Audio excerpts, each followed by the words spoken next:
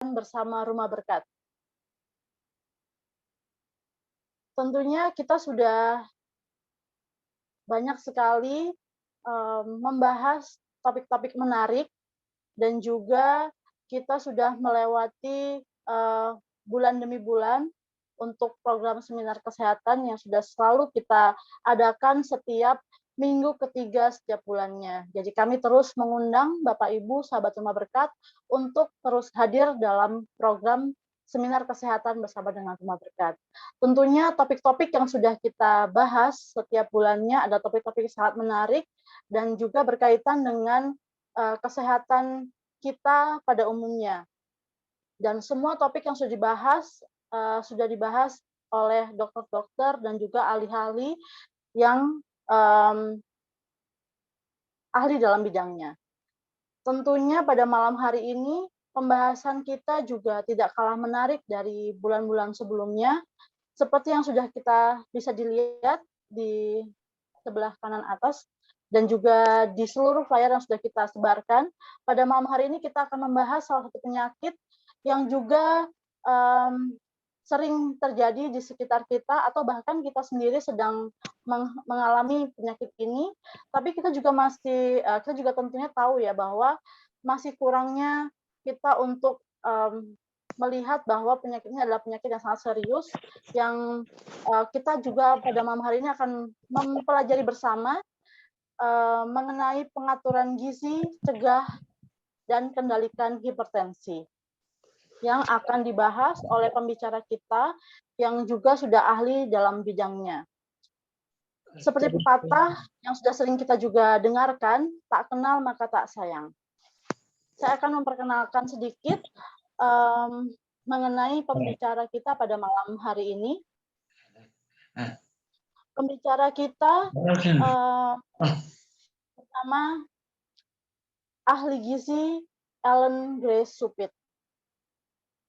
Beliau telah menyelesaikan studinya S1 Gizi di Adventist University of the Philippines di Filipina pada tahun 2018.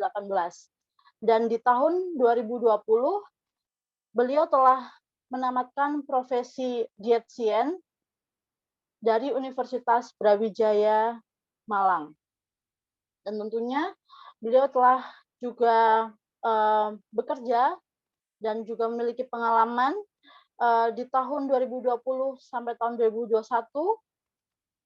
Beliau telah bekerja sebagai ahli gizi catering plant-based Triple H di Semarang, dan kemudian di tahun 2021 sampai dengan sekarang, beliau menjadi ahli gizi di Rumah Sakit Advent Manado di bulan Januari sampai Juni 2022, dan juga bekerja sebagai online dietitian atau health coach di health digital company Holmus.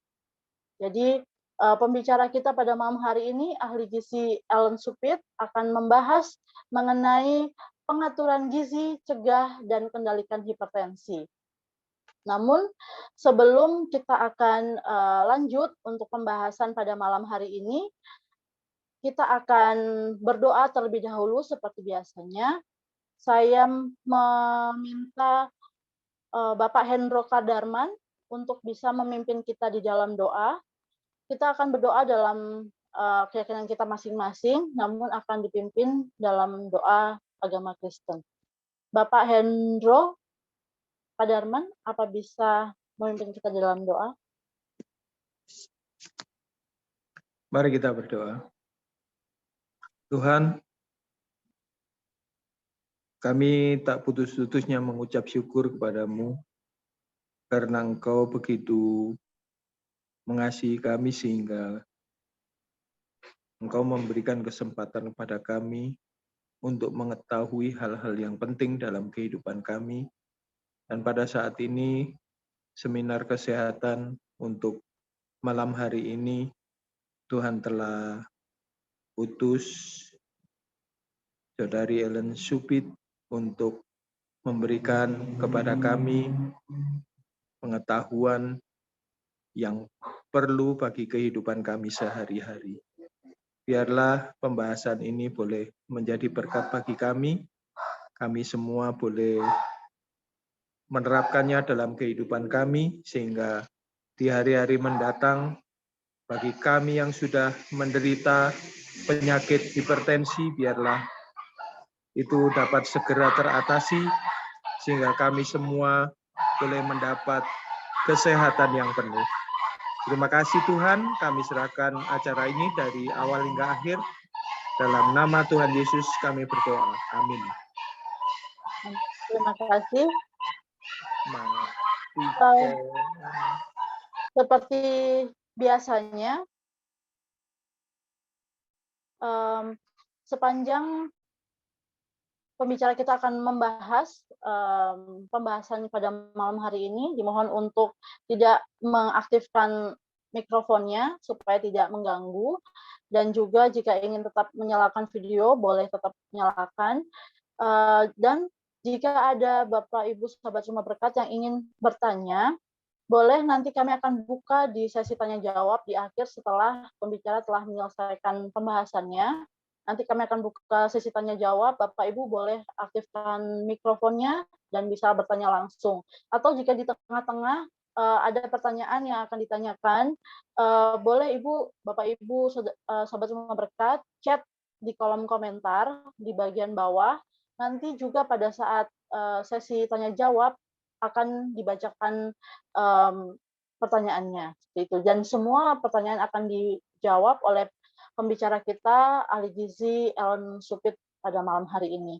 Dan tanpa berlama-lama, kita akan langsung mulai saja pembahasannya. Silahkan, ahli gizi Ellen Supit.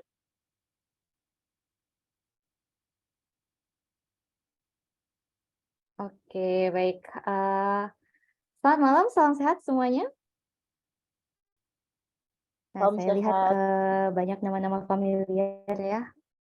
Terima kasih Sister Esther untuk perkenalannya. Juga Rumah Berkat untuk kesempatannya. Sekali lagi kita akan belajar lebih sehat, khususnya cukup banyak ya diderita. Mungkin sebelum saya melanjutkan, oke. Nah, nanti juga boleh dikasih tahu ya ke saya kalau misalnya suaranya putus-putus, soalnya dari tadi memang koneksinya juga agak naik turun di sini. Tapi ini suara saya terdengar jelas. Oke. Slide saya juga ini ya, boleh terlihat ya. Mungkin saya mau tanya untuk sahabat-sahabat sehat yang ada di sini, kira-kira berapa banyak dari kita yang mungkin kerabat atau keluarga terdekat ataupun diri sendiri punya masalah dengan yang namanya tekanan darah tinggi atau hipertensi. Ada? Ada ya? Oke, Sister sahabat di rumah juga nggak asing, ada ya yang punya mas. Oke, nah dengan tekanan darah tinggi. Nah, jadi malam hari ini adalah satu topik yang berarti bukan hanya relatable untuk saya ya sebagai pembicara, dan saya juga punya beberapa keluarga terdekat dan juga relatif yang punya masalah tekanan darah tinggi. Nah, malam hari ini kita akan belajar sedikit tentang pengaturan gizi, cegah kendalikan hipertensi atau tekanan darah tinggi.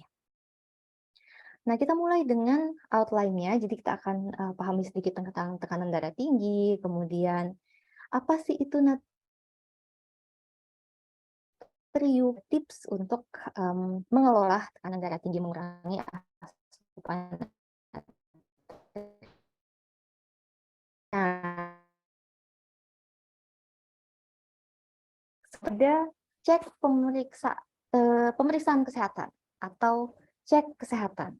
Salah satunya yang seperti ini ya, mungkin Bapak Ibu di rumah pernah lihat seperti ini, itu ada namanya yang bagian atas dan yang bagian bawah ya. Kalau kita biasanya cek tekanan darah. Apa sih bagian atas dan bagian bawah ini dan kira-kira apa fungsinya? Oke. Nah, kalau yang bagian atas itu kita biasanya sebut dengan sistolik Oke. Bagian atas sistolik dan bagian bawah kita sebut dengan diastolik. Jadi sistolik adalah tekanan dalam pembuluh darah saat jantung berdetak.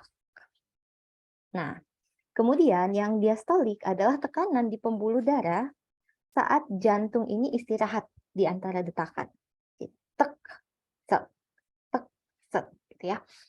Nah, jadi kira-kira berapa tekanan darah normal kita?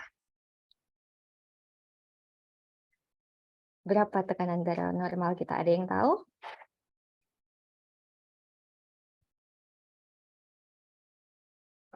Sebaiknya berapa sih tekanan darah itu?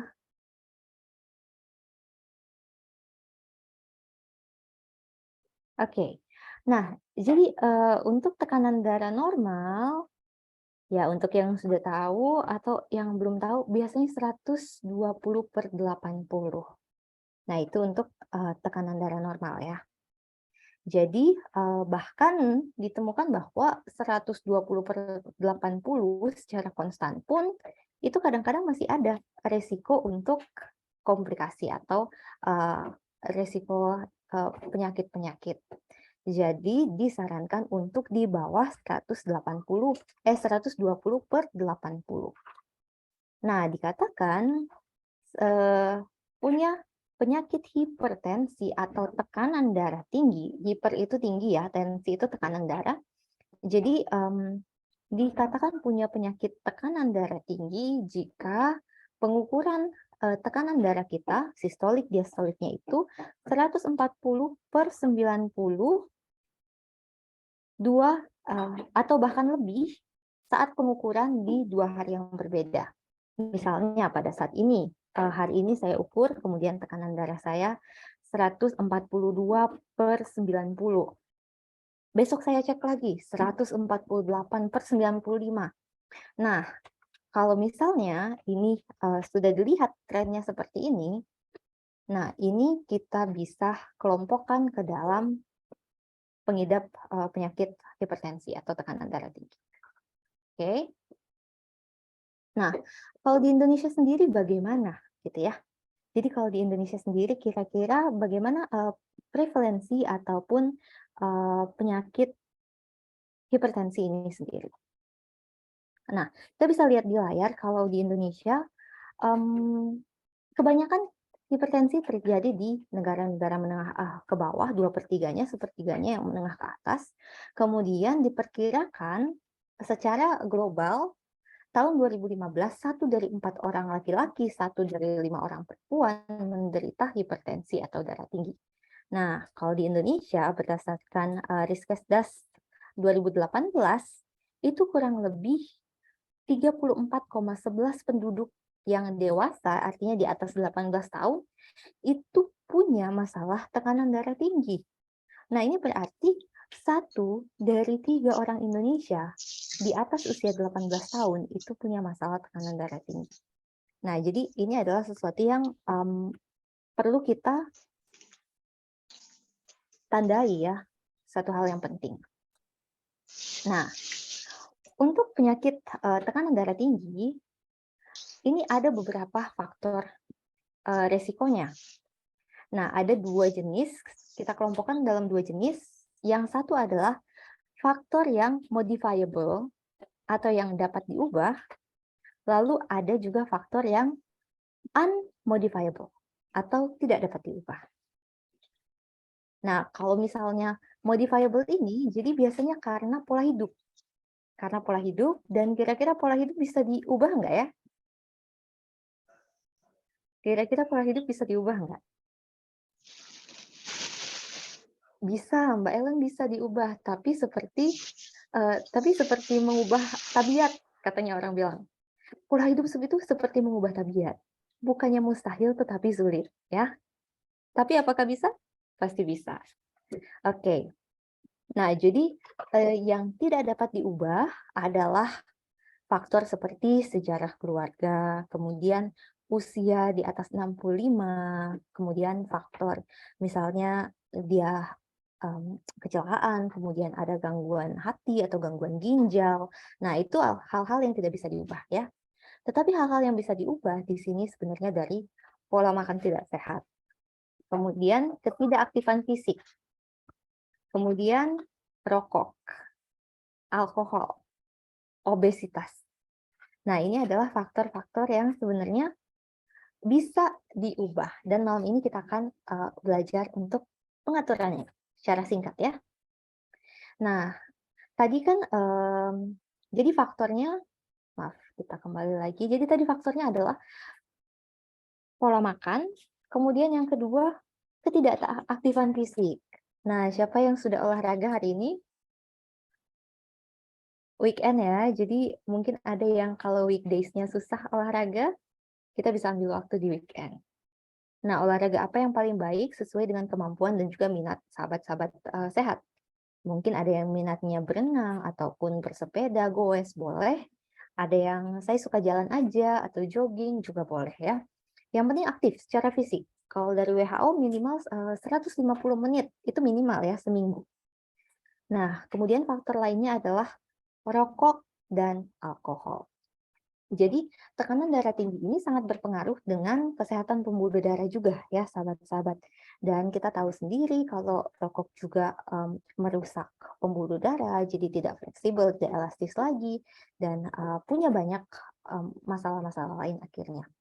Nah, alkohol juga merusak beberapa organ. Kemudian dia juga salah satu faktor untuk timbunan lemak di perut, di area perut ya, atau obesitas sentral kita bisa sebutkan. Kemudian obesitas. Nah, di sini ada grafik obesitas di Indonesia. Jadi untuk obesitas di Indonesia sendiri, kira-kira ini kan Rumah Berkat Jawa Timur ya. Jawa Timur di mana kira-kira obesitasnya ini? Kita bisa lihat kalau yang paling tinggi adalah di provinsi saya, yaitu Sulawesi Utara ya. Untuk obesitasnya dari Riskesdas tahun 2018 ini. Kemudian DKI Jakarta, Kalimantan Timur, Papua Barat, Kepulauan Riau, Kalimantan. Nah, sepertinya Jawa Timur ada di sini ya. Oke. Tapi masih cukup besar juga. Nah, sekarang kita akan lihat bahwa obesitas ini karena masalah pola makan, masalah gerak badan, itu tidak terbatas hanya di kalangan usia yang di atas 40 tahun. Bahkan yang di bawah 40 tahun, seperti itu, dia kadar obesitasnya itu sudah cukup tinggi juga. Bahkan yang dari 15 tahun masih teenagers ya, masih remaja, itu sudah punya masalah obesitas. Ada yang bilang, wah saya kerja, jadi saya nggak punya waktu untuk olahraga. Nah, kalau dari jenis pekerjaan, bahkan pegawai swasta 28%, pemerintahan 48,5%, tapi yang nggak punya kerjaan juga 42,9% persentase dari obesitasnya. Jadi nggak bisa dilihat bahwa hanya yang bekerja saja, bahkan kita waktu nggak punya pekerjaan juga ternyata tetap punya masalah dengan obesitas. Jadi ini adalah masalah mindset, masalah pola hidup, gitu ya. Oke. Nah, selanjutnya, kalau kita lihat dari resiko makanan sendiri, sebentar. Kalau dari resiko makanan sendiri, di sini kita bisa lihat bahwa salah satu masalah dari hipertensi adalah kelebihan garam. Oke, sebentar ya.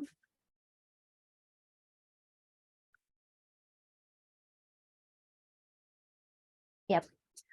Jadi di sini kita bisa lihat bahwa salah satu masalah dari hipertensi adalah masalah kelebihan garam, kemudian asupan lemak yang berlebihan, dan juga asupan rendah buah dan sayuran.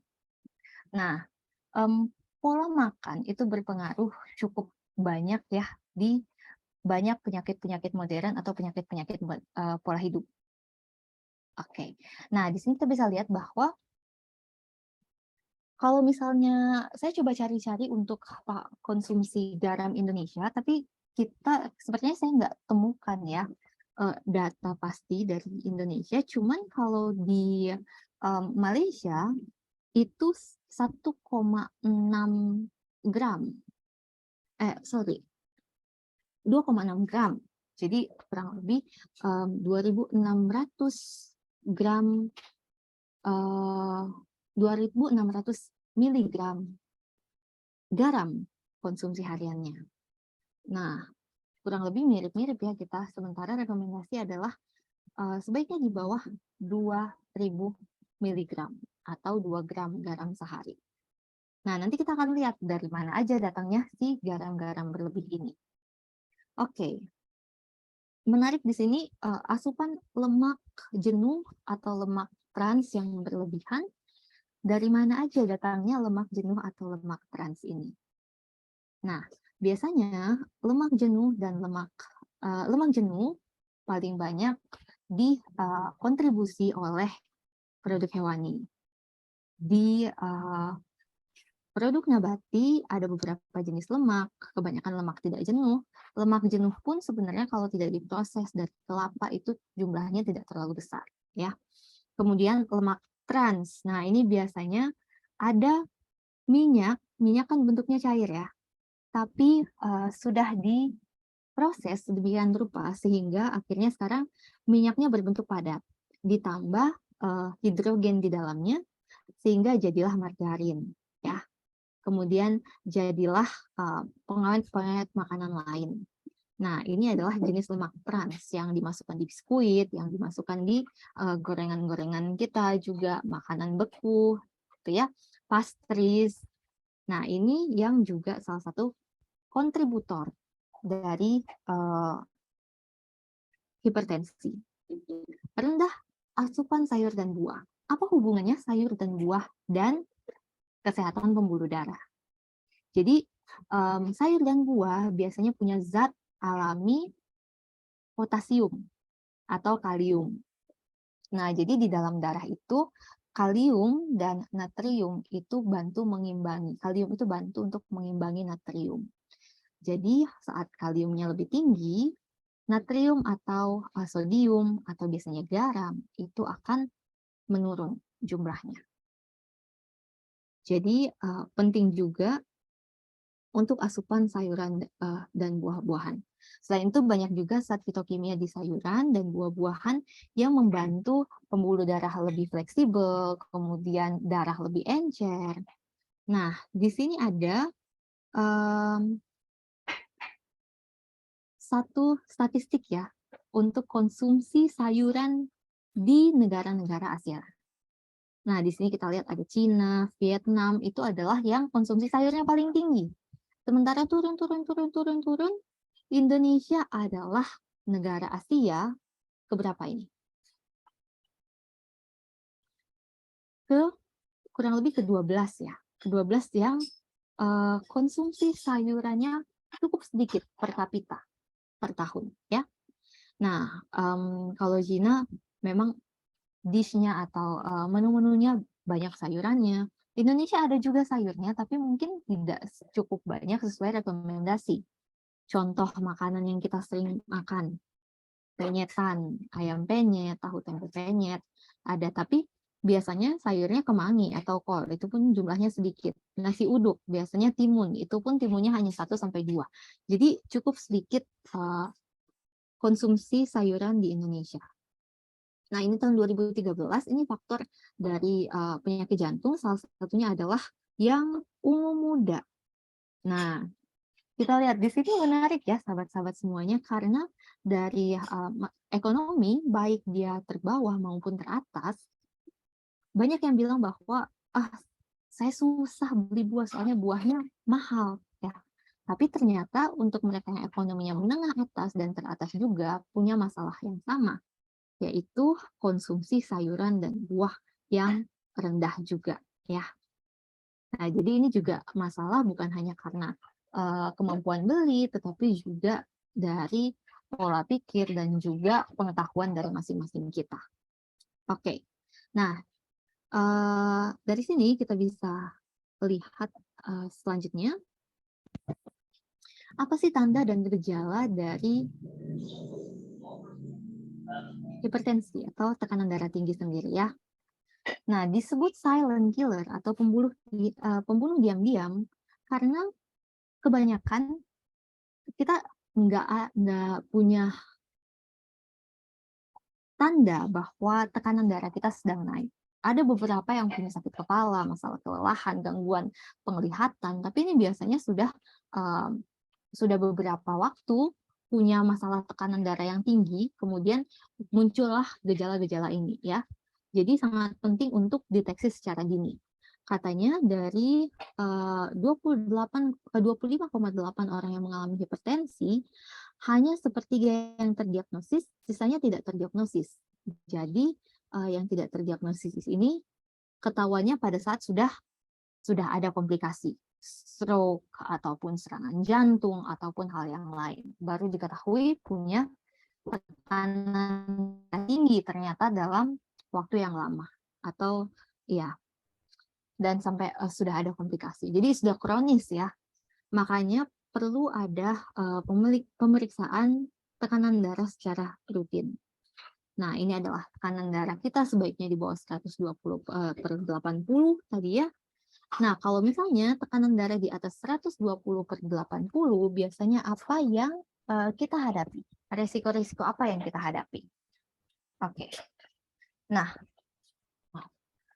resiko yang kita hadapi salah satunya adalah 8 kali resiko stroke, kemudian 3 kali resiko lebih besar resiko serangan jantung dibandingkan mereka yang tekanan darahnya normal, 5 kali resiko gagal jantung.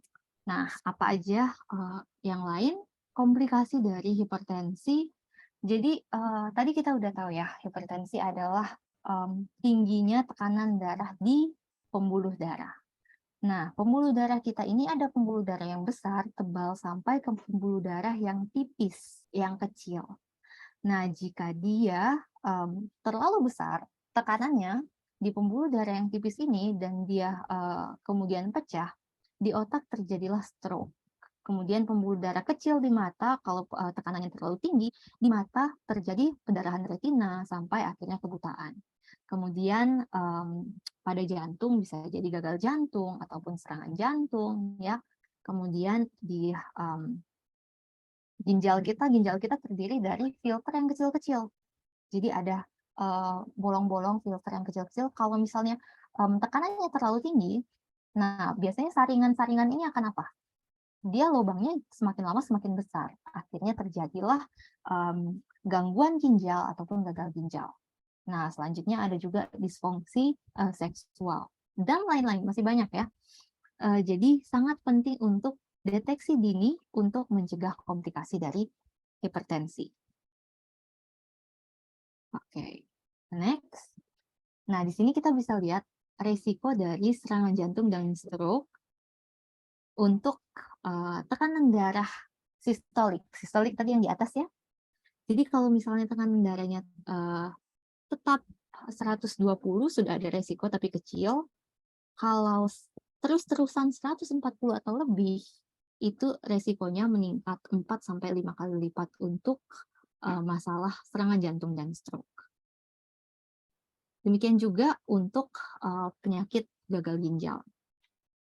Jadi kalau punya tekanan darah di atas 120/80, biasanya 2 kali, 3 kali, bahkan berkali-kali lipat lebih tinggi di saat tekanan darah ini tidak terkontrol ya, untuk masalah tadi, masalah gagal ginjal. Nah, oke, sekarang kita masuk ke dalam makanan nih. Mungkin sahabat-sahabat di rumah boleh berikan reaksi, apakah garam itu sama dengan kita katakan sodium atau natrium? Nah, kita kan udah bicara tadi, hubungan antara garam dan pembuluh darah. Sekarang saya ingin tahu, dari teman-teman di rumah, mungkin bisa kasih reaction-nya, apakah garam itu sama dengan natrium? Benar atau salah?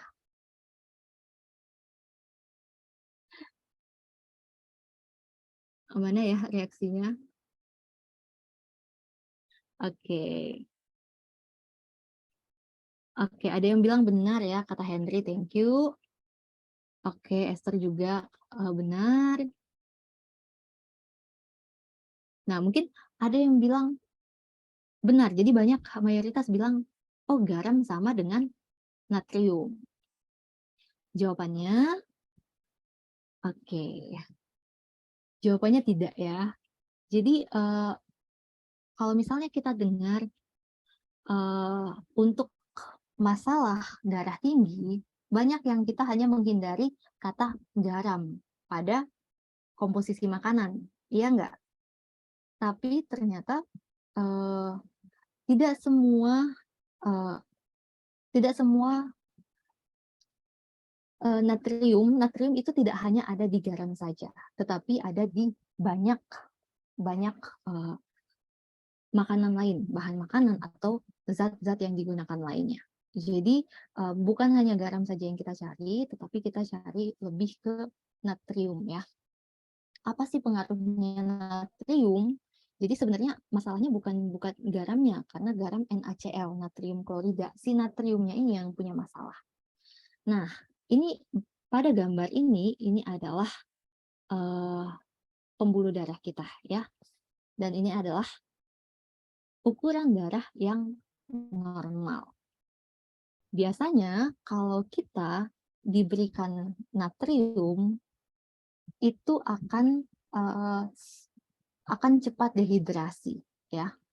Demikian juga dengan darah kita. Saat ada natrium masuk ke dalam pembuluh darah, terjadi penciutan karena airnya keluar, kadar airnya, sehingga darah ini memberikan efek darah, pembuluh darah, minta efek timbal balik untuk adanya air. Tapi masalahnya adalah setelahnya air yang masuk atau diserap di pembuluh darah itu membuat darah menjadi terlalu besar dibandingkan ukurannya. Jadi tidak normal lagi ukurannya, sehingga ini yang membuat saat natrium masuk tinggi, maka tekanan darah juga, size dari darah kita membesar, tekanan darah kita naik. Nah, natrium pokoknya sebagai jalan pintasnya, natrium akan membuat tekanan darah kita naik juga, karena darah akhirnya jadi punya kelebihan cairan di bagian pembuluh darah dalam. Nah, kalau misalnya kita lihat tumpeng gizi seimbang, gambarnya agak kurang jelas ya ternyata di sini. Kita bisa lihat bahwa anjuran untuk konsumsi garam itu hanya seperlunya saja. Kalau dalam segitiga, dia adalah yang paling tinggi, yang paling atas ya. Nah, sahabat-sahabat bisa lihat. Dan ini katanya konsumsinya apa? Seperlunya saja. Nah, menarik juga tumpeng gizi seimbang, jangan lupa konsumsi air 8 gelas. Ya, sama seperti New Start yang kita sudah dengar begitu lama, tapi ternyata semakin lama semakin kesini semakin dibuktikan. Oke. Nah, jadi garam ini saya sudah sempat sebutkan di awal ya, bahwa penggunaannya adalah anjurannya tidak lebih dari 2000 mg natrium per harinya, atau kurang dari 1 sendok teh garam per hari. Jadi GGL, garam, gula, dan lemak yang adalah rekomendasi untuk dibatasi. Nah, menarik nih, ini adalah natrium pada makanan-makanan lokal. Ada di nasi uduk, ada di rendang, mie goreng, mie kuah, nasi ayam gitu ya, dan juga kue tiaw goreng. Nah, biasanya natrium masuk dalam bentuk garam, kemudian semakin berkuah biasanya semakin tinggi garam yang harus dimasukkan ya. Demikian juga penyedap rasa, itu biasanya ada sodium. Natrium nama lainnya adalah sodium, monosodium glutamat, diberikan untuk penambah rasa. Jadi semakin berasa juga semakin tinggi, makanya mie goreng, mie kuah itu cukup tinggi kadar natriumnya atau sodiumnya. Nah, untuk mereka yang punya masalah dengan tekanan darah tinggi, kita biasanya anjurkan DASH diet. Nah, DASH diet ini adalah diet yang rendah sodium atau rendah natrium, rendah garam ya. Biasanya terdiri dari apa saja? Komposisinya adalah karbohidrat sebagian besar atau mayoritas diambil dari padi-padian utuh. Mungkin sahabat-sahabat di sini cukup silent ya malam ini, nggak apa-apa. Mungkin tapi boleh di chat, kira-kira apa sih contoh padi-padian utuh? Ada yang tahu contoh makanan dengan padi-padian utuh? Contoh karbohidrat padi-padian utuh, ada yang tahu apa contohnya? Atau kita biasa bilang dengan karbohidrat kompleks yang banyak seratnya. Ada? Contohnya, oke, beras merah, ya. Nasi ya, nasi merah, hitam, coklat, gantinya nasi putih. Yang berwarna pokoknya. Oatmeal, oke. Jadi yang regular oatmeal juga ya. Kemudian apa lagi? Roti gandum. Kemudian apa lagi? Karbohidrat, padi-padian utuh. Ada juga misalnya jali-jali, oke, terima kasih. Apalagi banyak ya jenis karbohidrat yang tinggi seratnya, misalnya jagung, umbi-umbian, thank you. Itu adalah salah satu jenis yang direkomendasikan untuk dikonsumsi. Kemudian tadi opsi rendah lemak dan batasi lemak jenuh atau lemak trans. Ini biasanya paling tinggi di produk hewani, salah satu lemak jenuh yang paling tinggi. Kemudian goreng-gorengan juga itu lemak jenuh dari minyaknya yang bisa digunakan. Kemudian serat, jadi konsumsi 4 porsi buah, 4 porsi sayuran satu hari. Nah, biasanya atau 400 gram buah dan sayur per hari. Kurang lebih setengah kilo satu hari, itu gimana ya? Oke, kita bisa konsumsi 2 jenis sayur tiap kali makan, satu yang matang, satu yang lalapan. Di Indonesia banyak sekali lalapannya, ada timun, kol, tomat, apalagi kemangi. Nah, kita bisa tambahkan, ataupun buah minimal 2-3 porsi satu hari bisa. Kalsiumnya 2-3 porsi, natriumnya tidak lebih dari 2000 mg per hari. Ini adalah biasanya anjuran yang kita berikan kepada mereka yang punya masalah tekanan darah tinggi. Nah, oke, sekarang kita akan masuk ke dalam tips praktis untuk mengurangi asupan natrium atau yang harus diperhatikan saat kita belanja bahan makanan. Jadi ada 3 ya, saat kita akan belanja, saat kita akan mengolah makanan nanti, dan juga saat kita akan makan di luar. Oke. Saya mau tanya di sini berapa banyak dari sahabat-sahabat yang kalau misalnya belanja itu bukan cuma memperhatikan, ada yang baca label gizi nggak waktu belanja makanan? Enggak ya. Biasanya yang diperhatikan saat belanja makanan apa paling pertama? Harganya katanya, ada diskon atau enggak? Oke. Nah, jadi untuk yang pertama ini, biasanya makanan yang berproses itu sudah pasti ditambahkan natrium yang cukup tinggi. Baik untuk rasanya, dari segi rasa, ataupun untuk keawetannya. Jadi jangka daya tahannya. Jadi makanan olahan, makanan proses, makanan yang ada labelnya,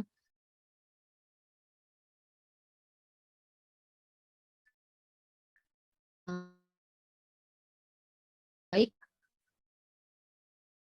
tempe biasa ya, misalnya ini ayam ya, yang masih makan ayam yang fresh dibandingkan yang daging proses seperti sosis atau nugget. Tomat dibandingkan saus tomat, ataupun biji-bijian air cheese, kacang air cheese yang asli yang masih fresh dibandingkan air cheese yang produk kalengan. Oke, yang kedua, kita bisa coba lihat yang pasti yang lebih fresh akan lebih rendah natriumnya. Kemudian untuk mereka yang punya masalah hipertensi dan ataupun keluarga kita bisa coba lihat label gizinya. Memilih apa yang akan dibeli. Bandingkan produknya ya. Jadi di sini ada 2 produk, kira-kira mana yang akan saya beli? Yang merah atau yang hijau? Kalau saya atau orang terdekat itu punya masalah hipertensi. Yang kita lihat dari sodium atau natriumnya ya. Oke. Kalau di sebelah kiri saya sodiumnya itu 1410 mg. Kalau di sebelah kanan saya sodiumnya itu 480 mg. Jadi sama-sama mau beli kecap asin misalnya, tapi kecap asinnya yang satu yang sodiumnya sudah dikurangin atau tidak terlalu banyak. Nah, kita pasti akan pilih yang sebelah kanan, ya. Kemudian yang ketiga, perhatikan daftar bahan makanannya. Lihat, ada bukan cuma garam ya, tadi kita bilang apa aja nama lain dari garam? Natrium atau sodium. Oke. Jadi kalau kita lihat di komposisi bahan makanan atau ingredients-nya, selain garam ada juga sodium benzoat atau natrium benzoat, sodium sitrat atau natrium. Jadi sodium sama natrium ini cuma beda bahasa Indonesia, bahasa Inggris ya. Kemudian sodium bikarbonat atau sodium fosfat, natrium fosfat, MSG, monosodium glutamat. Nah, dan lain-lain. Ini adalah juga jenis nama lain dari natrium. Dan ingat, komposisi makanan itu diurutkan dari yang kandungannya paling tinggi di bahan makanan tersebut dan ke yang paling rendah. Contohnya di sini yang paling tinggi adalah tepung gandum, kemudian oil atau minyak, kemudian garam. Selain garam di sini ada sodium bikarbonat. Jadi ada 2 double natrium atau sodium yang perlu diperhatikan ya. Nah, kemudian klaim. Jadi banyak label-label gizi ini yang katanya, oh sodiumnya rendah, atau sodiumnya sangat rendah, atau free, atau free sodium. Free sodium juga sebenarnya tetap ada ya sodiumnya, yaitu di bawah 5 mg per 100 gram padatan ataupun cair. Jadi penting untuk kita lihat, bukan cuman, oh garamnya rendah, atau oh free garam, tapi kira-kira di belakangnya juga seperti apa nampaknya. Free garam bukan artinya tidak ada sama sekali, tapi jumlahnya yang lebih sedikit dari yang lain mungkin. Nah, sekarang banyak yang tanya, kalau gitu garam mana yang lebih bagus? Apakah garam Himalaya, ataukah garam meja, atau ada garam bambu sekarang? Nah, kalau misalnya kita lihat kadar natriumnya, banyak yang saya tidak katakan bahwa garam Himalaya itu tidak baik ya, atau garam bambu tidak baik, karena mineral-mineralnya juga banyak mineral lain yang baik, magnesium dan lain-lain. Hanya kalau misalnya banyak pasien dengan tekanan darah tinggi, karena katanya garam Himalaya itu lebih sehat, jadi mereka gunakan dengan jumlah yang nggak ditakar lagi. Oh ini sehat kok, jadi bisa dimasukkan dengan ukuran normal. Tidak ya, karena sebenarnya kadar dari segi natrium, ini per 100 gramnya, garam meja, Himalaya, Forster, garam laut, atau garam bambu, itu kurang lebih hampir sama kadar natriumnya. Jadi sebaiknya tidak digunakan dengan jumlah yang berlebih, ya, atau tidak digunakan sebebasnya. Jadi tetap pada porsinya. Nanti kita akan lihat beberapa tips. Nah, sekarang kita masuk ke dalam tips persiapan makanan. Kalau misalnya kita sudah menderita tekanan darah tinggi, kemudian gimana dong untuk tips persiapan makanannya? Nah, yang pertama, saya sarankan untuk banyak-banyaklah kita memasak. Dan masak di rumah, kenapa? Karena kita bisa mengontrol pilihan makanan, metode memasak saat kita masak di rumah. Oke. Nah, mungkin ini satu tantangan ya, apalagi mereka yang sibuk, atau misalnya tempat memasaknya terbatas, anak kosan. Nah, banyak hal-hal yang kita bisa lakukan ya. Memasak cepat bisa juga. Kemudian kalau untuk keluarga, rebus, bakar, tumis lebih dapat mengeluarkan rasa alaminya untuk mengurangi kebutuhan untuk menambahkan garam. Kalau ada yang suka pakai kaldu instan ataupun penyedap rasa instan, Mungkin bisa coba juga untuk bikin kaldu alami. Contohnya bisa tumis sedikit bawang dengan minyak, bawang merah, bawang putih, bawang bombay. Kemudian minyaknya sedikit atau mau tambah air aja, tumis dengan air juga bisa. Tambahkan sayur yang diinginkan. Jadi kita mau menggantikan kaldu ayam kotakan atau penyedap rasa buatan. Kita bisa bikin kaldu sendiri, pakai seledri, wortel, dan juga jamur. Ada jamur fresh, ada jamur kering bisa. Jadi ini akan meningkatkan rasa dari makanan nanti. Setelah mendidih selama 30 menit, kita bisa saring. Kemudian si airnya ini kita bisa simpan. Jadi untuk bikin sop, untuk bikin tumisan, gantinya pakai air biasa, kita bisa pakai air kaldu ini. Jadi bisa disimpan dalam bentuk cube-cube di freezer, bisa juga. Itu bisa tahan 3 bulan. Kalau disimpan di kulkas ditutup rapat, bisa tahan kurang lebih 1 minggu. Jadi ini handmade dan juga bisa menambah nilai makanan tanpa harus menambahkan garam yang berlebih. Itu salah satunya. Kemudian gunakan bumbu rempah-rempah alami, perasan jeruk, kemudian ganti untuk menggantikan garam ya. Ini ada daging, ikan, unggas untuk meningkatkan rasanya sebenarnya, atau rasa-rasa masakan ini kita bisa pakai juga misalnya daun salam, jahe, paprika, kunyit di tahu dan tempe, kita bisa meningkatkan rasanya. Kemudian bisa cabai rawit ini saya nggak sarankan untuk banyak ya. Jadi hanya untuk penambah rasa, tapi bukan untuk di-abuse kegunaannya atau terlalu berlebihan. Jahe, mustard, paprika, merica sedikit. Kemudian oregano, rosemary, thyme. Jadi waktu kami praktek dulu pas kuliah, kami sempat buat makanan untuk mereka yang punya masalah hipertensi. Jadi si brokoli, kemudian si labu, kemudian apalagi ya, bawang bombay. Waktu itu kami panggang. Jadi kami tidak pakai garam banyak, sedikit saja. Kita taruh olive oil, kemudian kita tambahkan oregano, rosemary atau thyme. Jadi waktu ini ditambahkan, dilumuri, kemudian kami panggang, rasa dari si labu, si brokoli itu meningkat. Rasanya jadi lebih enak ya, keluar rasa aslinya, manisnya, kemudian harumnya. Jadi walaupun tanpa garam tetap bisa terasa enak. Oke. Nah, selanjutnya bilas natriumnya. Kalau misalnya ada makanan kalengan, contohnya tadi kacang polong, ataupun ada asparagus, ataupun ada jamur, biasanya dalam bentuk kalengan ya, disarankan untuk tiris dan bilas selama 2 menit di bawah air hangat sebelum dikonsumsi. Atau bisa direndam 10 menit, itu bisa membantu menghilangkan sampai 40% natrium dari makanan awetan atau makanan kalengan ini. Oke. Nah, selanjutnya saat sahabat-sahabat sehat makan di luar, satu yang perlu diperhatikan adalah nah, banyak kalau kita makan di luar diberikan kuah atau saus.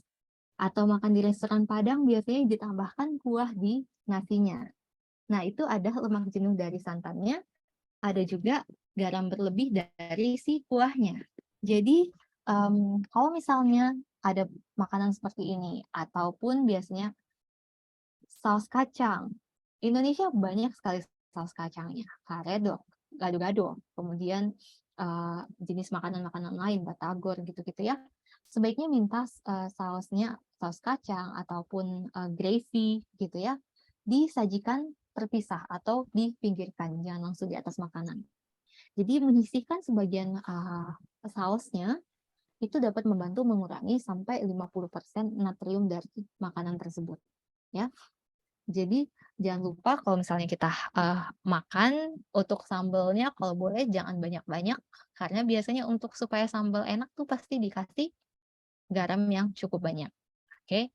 Ataupun dikasih kecap yang cukup banyak. Nah, kecap juga supaya rasanya enak, gurih, manis-manis gitu, kecap manis juga banyak kandungan garamnya. Jadi kita gunakan secukupnya. Dan makan di luar, kita boleh minta disisihkan atau jangan dihabiskan. Kemudian baca menu dengan seksama. Kadang-kadang ada menu yang ada tambahan acar, asinan, produk yang diawetkan, kecap, miso, teriyaki. Mungkin kita cari menu yang lebih fresh, lebih banyak saladnya atau lebih banyak lalapannya gitu. Sebisa mungkin kurangi yang makanan berbasis olahan. Oke. Nah, selain dari tadi kita udah belajar kan apa aja yang harus kita modifikasi dari apa yang kita belanja, apa yang kita masak, ataupun saat kita membeli makanan dari luar, tekanan darah tinggi juga dapat dikurangi atau ya dibalikan dengan mengubah pola hidup. Tadi ya,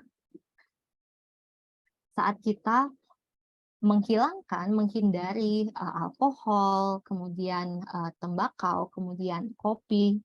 Nah, kopi juga punya efek untuk menyempitkan pembuluh darah, teman-teman. Jadi sebaiknya yang suka minum kopi 5 gelas satu hari, kurangin. Yang jarang-jarang minum kopi mungkin bisa dihindari. Atau jenis kopi lain, kopi jagung, kopi beras, jali-jali juga bisa jadi alternatif lain ya. Kemudian penelitian membuktikan mereka yang punya gaya hidup atau gaya makan total vegetarian total itu kecenderungan tekanan darah tingginya lebih rendah dibandingkan mereka yang konsumsi produk hewaninya reguler. Nah, kemudian ada gerak badan aerobik. Tadi kita udah sempat bilang ya di awal bahwa salah satu faktor penyebabnya adalah kurang gerak badan juga obesitas. Nah, ini lemak-lemak menekan pembuluh darah juga. Dan perlemakan bukan hanya di bagian luar, tapi di bagian dalam juga. Jadi olahraga membantu untuk mengurangi berat badan. Semakin banyak berat badan yang dikurangi, mendekati normal atau sampai ke normal, akan semakin besar kecenderungan tekanan darah juga untuk turun. Oke, next. Jadi ada tes yang dilakukan selama kurang lebih 3 minggu. Dan saat ini dilakukan, pada awalnya mereka yang mengikuti tes ini, tes ubah pola hidup ini, tekanan darahnya 150/81 rata-ratanya. Selanjutnya, kemudian setelah 3 minggu, semuanya turun tekanan darahnya jadi 129/78. Jadi penurunan yang cukup baik dan ini secara konsisten. Ya, jadi di tes kemudian tetap tidak lagi naik sampai ke 140, 150. Jadi dia menurun cukup tinggi ya dengan perubahan pola hidup selama 3 minggu. Nah, dan persen tekanan darah yang menggunakan obat itu kurang lebih 80% dapat penurunan dosis ya setelah 3 minggu. Nah, ini adalah kelompok makanan yang rendah sodium. Tadi kita lihat kan makanan yang berproses, makanan yang pengawet, tinggi pengawet, kemudian tinggi penyedap rasa itu kadar sodiumnya tinggi. Kelompok makanan yang rendah sodiumnya adalah salah satunya fresh fruits atau buah segar. Itu kontennya per serving atau per sajian adalah 6 sodium saja. Untuk grains, sereal, itu 7 mg sodium. Tadi padi-padian utuh ya. Kemudian untuk kacang-kacangan, mede, almond, itu cukup rendah. Kacang-kacangan yang tidak ditambahkan garam ya. Kemudian sayur-sayuran, masih cukup rendah, 15. Kemudian ini adalah jenis padi-padian yang jenis padi-padian juga, shredded wheat, itu kurang lebih 3 gram. Kemudian natural remedies lain, ada juga flaxseed, biasanya yang tinggi omega 3 ini juga membantu, terbukti membantu untuk penurunan dari tekanan darah. Diet vegan, vegetarian, tinggi potasium atau tinggi kalium dapat menurunkan tekanan darah. Tadi juga kalau misalnya tekanan darah itu karena banyak garam, diuretik atau yang membuat kita mengeluarkan urin lebih banyak ya, itu membantu juga menurunkan tekanan darah. Contohnya dari sayur-sayuran ada cucumber, timun, kemudian seledri, kemudian peterseli, kemudian carrot, wortel ya, atau jenis buah-buahan ada semangka, ada belimbing, ada air kelapa, kemudian apel juga punya pektin yang seratnya itu membantu untuk menyerap lemak-lemak. Dan fresh garlic, jadi garlic ini adalah bawang putih, dia bisa membantu untuk mengencerkan darah. Oke, jadi guiding principle kita pada malam hari ini, saya ingin katakan adalah pilihlah makanan yang utuh atau whole food, makanan yang segar. Kemudian perbanyaklah plant-based atau dari nabati, tapi pastikan bervariasi karena kita lihat banyak ya jenis makanan tadi dengan fungsinya masing-masing, dan konsumsilah dengan jumlah yang secukupnya. Oke, mari kita ubah makanan kita dari sad to glad. Apa sih sad itu? SAD itu Standard American Diet. Jadi makanan yang tinggi lemak, yang proteinnya tinggi juga, tapi rendah serat, rendah zat gizi lain. Yuk kita balik ke God's Life Activating Diet atau GLAD. Jadi makanan yang tinggi sayuran, buah-buahan, setengah porsi dari piring kita sebaiknya sayur dan atau buah. Itu rekomendasi dari Kemenkes sekarang juga ya, 1/4 nasi, 1/4 lauk. Nah, ya ini tadi. Jadi untuk summary-nya, konsumsi natrium yang tinggi itu menyebabkan tekanan darah.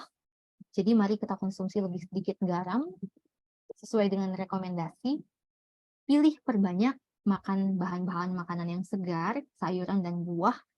Bandingkan natriumnya dan pilih opsi yang lebih rendah untuk makanan kemasan. Masak di rumah dengan penambah rasa alami, jamur, tomat, dan juga kaldu buatan sendiri kalau mau. Kurangi saus, bumbu pada saat kita makan di luar. Demikianlah pemaparan pada malam hari ini. Semoga dapat membantu kita lebih baik lagi dalam mengendalikan dan juga mencegah tekanan darah tinggi. Terima kasih, saya kembalikan kepada Esther. Terima kasih untuk pembahasan yang sudah sangat bagus sekali dan sangat jelas ya, saya yakin. Dan terbukti ya ternyata memang penyakit hipertensi itu dengan tadi sudah pemaparan sudah dijelaskan, penyakit yang sering kita temui tapi kita masih kurang untuk melihat lagi bahayanya. Dan sekarang kita akan masuk di tanya jawab. Namun untuk sebelum kita masuk ke tanya jawab, kami dari Rumah Berkat mohon untuk ambil dokumentasi sebentar saja. Jika ada yang ingin mengaktifkan kameranya atau mengaktifkan videonya boleh. Jika tidak juga tidak apa, kita ambil waktu sedikit untuk mengambil dokumentasi.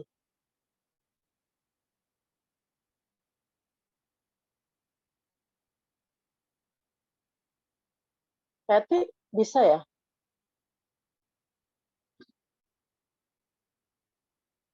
Oke. Hitungan ketiga sudah bisa diambil ya, screenshot-nya. Oke, ini yang lain masih belum nyala, mau ditunggu atau di screenshot? Lanjut aja. Oke, siap. Mungkin lanjut aja. 1, 2, 3.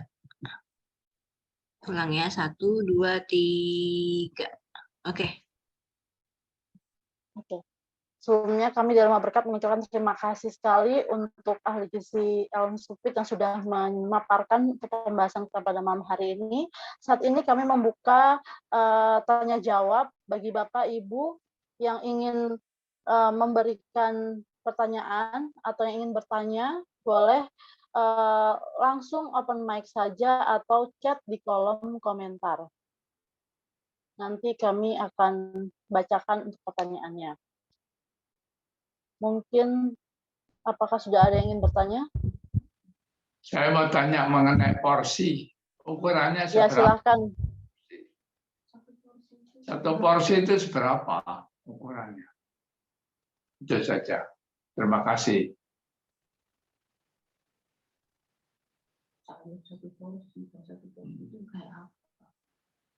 Mungkin untuk porsi 1 kali makan begitu ya, Pak? Ya, Porsi. hanya ukuran sayur 1 porsi, buah 1 porsi itu seberapa? Gitu. Ukurannya 1 mangkok kah, atau 1 piring kah, atau 1 gram kah, gitu porsi. Itu saja. Terima kasih. Oke, ini langsung saya jawab. Iya, langsung saja. Oke, bentar ya. Saya lagi cari slide-nya.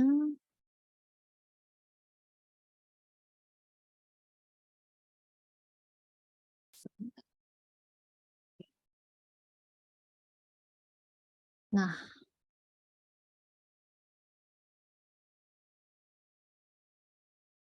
kelihatan ya. Oke, jadi nah memang ada ukuran bahan makanan penukar itu per gram-gram per porsi-porsinya. Cuman kalau untuk gampangnya, kalau dari ukuran piring kan seperti ini ya, pembagian proporsi. Tapi untuk porsinya kita biasa pakai telapak tangan, Pak Andre. Jadi kalau untuk sayur, 1 porsinya itu 1 tangkup tangan, itu 1 porsi. Biasanya setiap kali makan rekomendasinya kurang lebih 2 porsi. Jadi ya 2 tangkup tangan seperti ini. Kalau dia di cup yang 250 ml, dia kurang lebih 1 cup 250 ml itu 1 porsi. Jadi 1 tomat atau setengah timun ukuran yang besar itu 1 porsi. Kalau misalnya untuk lauk, dia biasanya telapak tangan bagian dalam itu 1 porsi. Jadi misalnya tahu atau tempe kurang lebih 1 seperti itu, atau ikan berarti setengahnya atau sepertiganya buat yang besar, gitu ya. Kemudian untuk karbohidrat biasanya 1 porsi itu 1 kepalan tangan, itu 1 porsi. Jadi kurang lebih itu karbohidrat 1 kepala tangan, protein 1 telapak tangan bagian dalam, kalau sayur atau buah 1 tangkup. Jadi jeruk kurang lebih 1, pisang kurang lebih 1 yang ukuran sedang. Kalau yang kecil 2 boleh. Kemudian kalau misalnya pepaya dia 1 jari panjang seperti ini ya. Itu kurang lebih 1 porsinya. Semoga bisa menjawab. Oke, terima kasih. Terima kasih. Baik. Masih ada pertanyaan lain dari sahabat Rumah Berkat? Tadi ada yang sempat chat di kolom komentar untuk tayangan ini akan kita upload di YouTube Rumah Berkat. Jadi untuk Bapak Ibu yang ingin menonton ulang tayangan seminar dari Rumah Berkat, bahkan di bulan-bulan yang sebelumnya, kami semua sudah upload di YouTube Rumah Berkat. Jadi bisa dilihat kembali di sana, seperti itu. Dan mungkin sebelum ada pertanyaan yang akan masuk lagi, kami dari Rumah Berkat juga setiap harinya memberikan menu-menu pilihan ya. Kami menyiapkan makanan yang sudah langsung bisa dimakan dengan pilihan menu 6 menu untuk reguler atau tanpa minyak dan juga tanpa cabai, dan 6 menu untuk transisi bagi Bapak Ibu sahabat Rumah Berkat yang masih dari tahap ingin mencoba makanan sehat, juga bisa kami menyediakan 6 menu pilihan transisi masih menggunakan sedikit minyak dan sedikit cabai, menggunakan cabai besar. Jadi jika Bapak Ibu mungkin ada yang mencari pilihan untuk makanan sehat, bisa mampir ke Rumah Berkat di Jalan Lembadieng nomor 4. Kami juga menyediakan catering 25.000 satu porsi, 1 kali makan dengan pilihan 1 nasi, 1 porsi nasi, 2 lauk dan juga 2 sayur. Jadi semoga kami dari Rumah Berkat juga bisa menjadi satu opsi untuk Bapak Ibu dan sahabat Rumah Berkat yang ingin mau untuk belajar makanan sehat, bisa mampir ke Rumah Berkat. Dan di sana juga kami menyediakan produk-produk mulai dari beras, kemudian tadi ada padi-padian utuh, kami juga menyediakan biji-bijian, begitu juga dengan buah-buah kering, dan juga roti-roti dan lain-lain yang bisa Ibu dan Bapak dan sahabat Rumah Berkat bisa konsumsi seperti itu. Dan kami juga menyediakan sayur-sayuran yang juga fresh, organik, dan juga hidroponik non-pestisida. Seperti itu. Ada pertanyaan yang sudah masuk di kolom komentar, saya akan bacakan. Yang pertama, hipertensi naik turun kalau pagi tinggi, nanti sore oke, apakah perlu dikhawatirkan?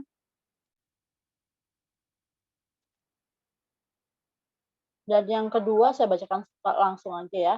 Adakah bahan-bahan makanan yang tidak boleh dicampur atau dimakan bersama saat memakannya?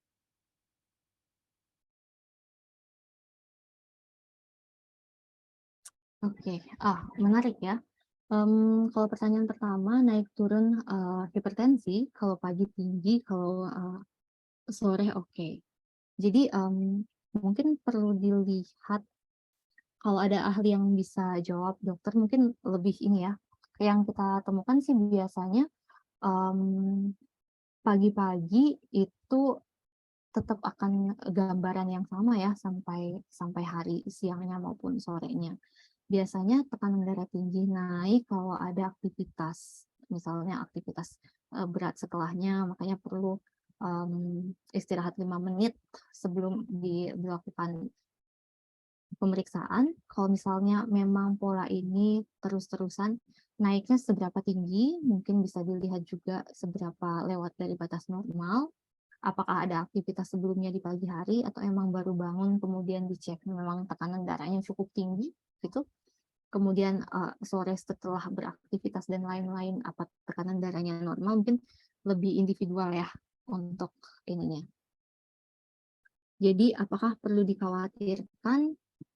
Sejauh ini saya rasa coba dilihat kalau memang tekanan darahnya agak tinggi di atas 120/80, ya sebaiknya diobservasi dan coba cari pendapat medis.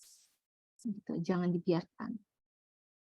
Kemudian, adakah bahan makanan yang tidak boleh dicampurkan saat makan bersama atau saat memakannya? Nah, ini mungkin lebih ke ada juga beberapa bagi mereka yang punya masalah pencernaan atau sensitif pencernaan yang mudah bergas, kembung, begah gitu ya. Nah, biasanya kalau buah itu fermentasinya agak lebih cepat. Pembusukannya lebih cepat. Kalau sayur hijau daun gitu, dia biasanya seratnya lebih lama untuk dicernanya. Kadang-kadang kalau dicampurkan bersama-sama, ada yang oke-oke aja, nggak apa-apa. Campur buah dan sayur tiap hari, it's okay. Tapi ada juga yang lebih sensitif. Kalau hal ini biasanya bakal kembung, gitu. Nah, sebaiknya mungkin dihindari dimakan dalam waktu yang bersamaan.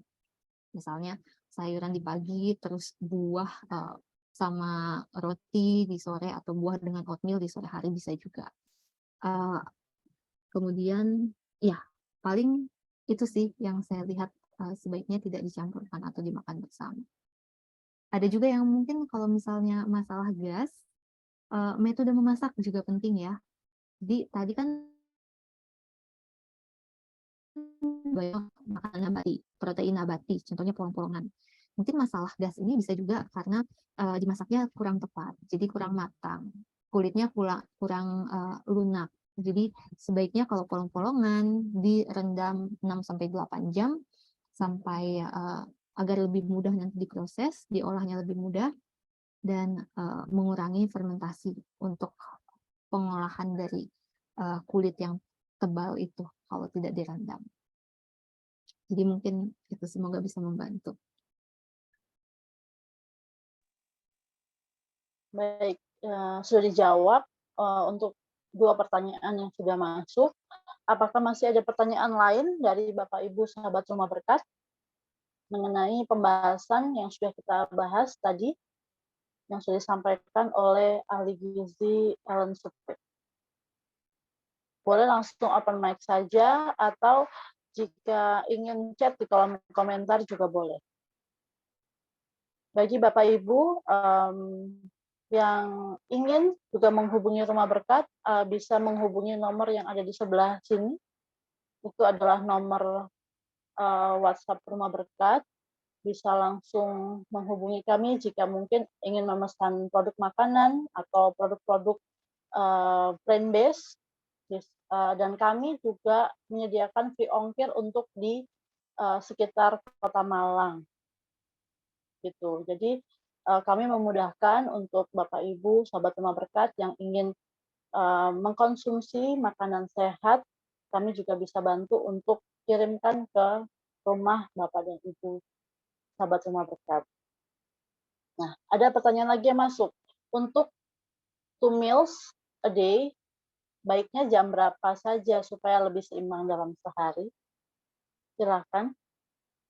Oke. Jadi ya mungkin ini memang di luar batasan bahasan tentang darah tinggi ya. Tapi kalau mau yang 2 meals a day, ada juga sekarang yang intermittent fasting. Jadi jendela makannya itu 8 jam, kemudian jendela istirahatnya itu 16 jam. Ada juga seperti itu. Untuk 2 meals a day memang sebaiknya jamnya sangat-sangat tergantung ya dengan jam aktivitas kita, tapi sebaiknya tidak berjauhan banyak, mungkin bedanya 6 jam paling tinggi. Jadi kalau kita makan paginya jam 10, berarti makan malamnya jam 4 gitu kalau mau 2 meals a day gitu. Dan jangan lupa kebutuhan kalorinya juga 2 meals a day. Jadi kalau misalnya kebutuhan kalorinya 1.500, berarti per 2 meal itu dibagi 2 kan. Jadi perhatikan kecukupan kalori juga saat akan 2 meals a day. Tapi kurang lebih seperti itu. Bisa pilih makanan yang tadi ya seratnya tinggi, jadi tahan di perut bisa lebih lama juga. Mungkin itu. Baik, terima kasih. Satu lagi dari Rumah Berkat, kami setiap bulan, program rutin kami adalah seminar kesehatan. Kami selalu ada di minggu ketiga setiap bulannya. Jadi Bapak Ibu sahabat Rumah Berkat yang ingin terus mengikuti seminar-seminar kami, boleh selalu hadir untuk di minggu ketiga setiap bulannya, dan kami juga menyediakan materi atau topik-topik yang sesuai dengan kesehatan kita. Dan juga kami punya program yang kami jalankan setiap bulannya di minggu terakhir setiap bulan adalah cooking class. Jadi bagi para ibu-ibu ataupun bapak-bapak yang ingin belajar memasak makanan sehat, kita selalu menyediakan juga program online cooking class. Dan di bulan ini nanti di tanggal 31 tanggal 30 kita akan ada kelas untuk membuat gluten free havermut cookies dan juga banana muffin. Jadi kita bisa makan kue tapi tetap dengan sehat seperti itu ya. Kemudian juga untuk pendaftarannya bisa langsung tadi di nomor Rumah Berkat. Nanti untuk pendaftarannya dan juga akan mendapatkan souvenir berupa whisk atau pengocok telur, pengocok adonan seperti itu. Jadi boleh langsung daftar dari malam ini untuk chat di nomor Rumah Berkat. Apakah masih ada pertanyaan yang lain sehubungan dengan pembahasan kita pada malam hari ini?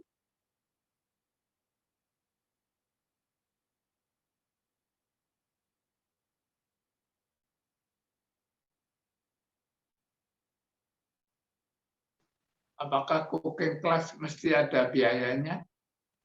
Iya, Untuk biayanya 50.000 Pak untuk investasi. Jadi nanti kita akan berikan juga print resepnya dan juga souvenirnya.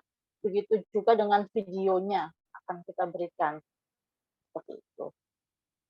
Kita akan hadir di jam 7 malam. Sama seperti seminar kesehatan yang kita jalankan sekarang. Untuk cooking class juga kita akan hadir di jam 7 malam.